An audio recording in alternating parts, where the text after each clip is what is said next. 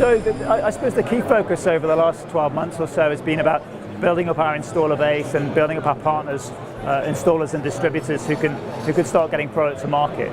And the focus has been targeting those homeowners who are investing their own money in PV and in batteries to install in their own homes. At the same time, we've seen a number of other markets coming along. Last year, perhaps it was more talking about opportunities, and really as we've gone into 2017, we're seeing perhaps some of those things coming to life. So be that partnerships with electricity supply companies, social housing schemes, we can see a really strong pipeline of that going for the rest of this year into next year as well.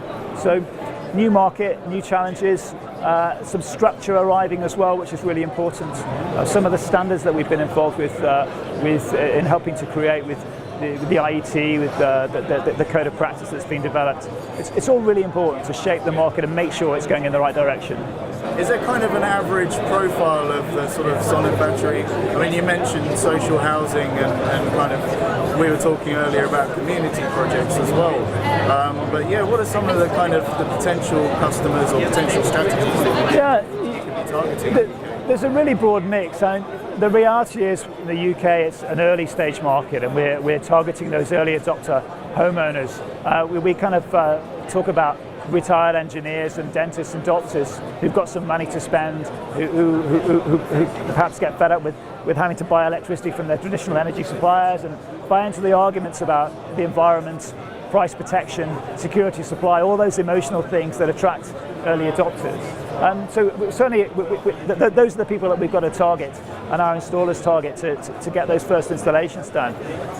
On the flip side of that though, social housing is a different audience with different requirements, and the social housing market in the UK is it's a pretty strange beast that can give you some incredible volume opportunities, and the motivations there are quite different. Social housing providers need to help these people on fuel poverty. So the system requirements are perhaps a little bit more simple, less complex, less about the smart functionality that we have that attract those early adopters. But equally important that we've got a system that's got a good warranty, that can give a high number of cycles. In our case, it's going to be robust and is able to be installed in different houses of different applications. One other thing that you were saying is going to hopefully open up the market somewhat is that IET code of practice, which has been in development for some time. Yeah. What were your views on how that could, because there was a number of ways that could impact the market, you were telling me earlier. Yeah, I think what's really important for the UK market as it grows, there was a real lack of guidance there for installers to follow, and which consumers could use as well. The IET guide is going to be really useful to help fill that vacuum, I think, to give some clear advice to installers about how they can go about installing and selling systems, making sure that things are done in the right way. So I think it's just part of a maturing market that these standards come along and can play an important role. The IET code is really wide-reaching, actually. It's a really thorough, decent bit of work, and I'd strongly recommend anyone involved in the industry to take a look when it's launched in the coming weeks. But grid connection was an absolutely critical issue, where the DNOs have actively been involved in this process, in helping to design the processes to make sure that systems can be installed safely, but also without having a cost to the consumer, which would have been prohibitive. So that's been a real step forward. Do you think things like the IET code of practice gives Sonnen a technical window into doing something like that? I think it certainly helps. It certainly provides that structure and a playing field in which we can operate. The Sonnen community is an essential part of our business, and it's really that direction of travel that we do. So yeah, it's about providing a really good hardware solution, but it's the energy services that go with it which can really open up this market considerably. In the UK, Sonnen community is a priority. It's a work in progress, really. But we needed to have that structure that's provided by the code of practice, I think, to help us to make that step forward.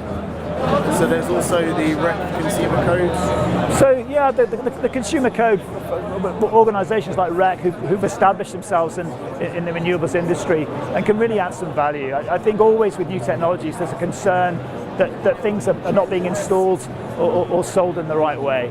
And I think that's where organisations like REC can really add some value. But for our part, we understand that issue about sometimes a focus on cowboys that can go over the top. From our point of view, with all of our installers, we want to make sure that they're selling and installing in the right way to consumers.